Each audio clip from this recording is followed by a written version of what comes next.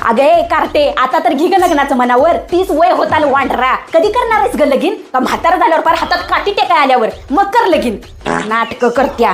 तुझ्या लग्नाचा विचार करू करून तर माझं पार डोसकं चक्र व्हायची वेळ आली.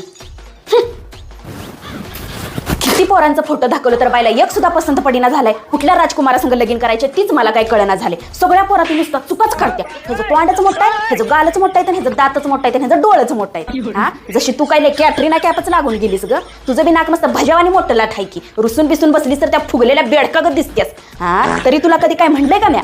काय नाही. आता कुठलं चांगलं स्थळ आलं ना त्याच्यासंग गुपचूप लगीन करायचं. बाद झालं तुझं. तुझ्या वयाच्या पुरी बघ, लग्न करून 2-2 पोरं झाली त्यांना, आणि आमच्या ह्याची गाडी अजून पोरं बघण्यातच अडकल्या. एक गप गाई, अजून मला करिअर करायचंय. बया, कशाचं डोंबलाचं करिअर काय? हा, 20 बरं इंटरव्ह्यू दिलंस की सगळ्यात फेल झाल्यास. ती लोक तर कशी पास करणार हिला? तिचा रिझल्ट बघूनच दरवाजातून हाकलून काढत असते. 10 पैकी 9 विषयात तर गेट्या लागले त्या तुला. निघाली करिअर करायला. कुठल्या कार्यक्रमाला गेलं तर सगळी लोक मला विचारते ती, कवा करताय पुरीचं लगीन, कवा करताय पुरीचं लगीन. खोटं सांगू सांगून माझ्या तोंडाला पार ठेस आला. आणि तू बस वळवानी घरात. वयानुसार लग्न केली तर मुलं कशी बरोबर वयात होते. ती गाडी एकदम रुळावर चालती.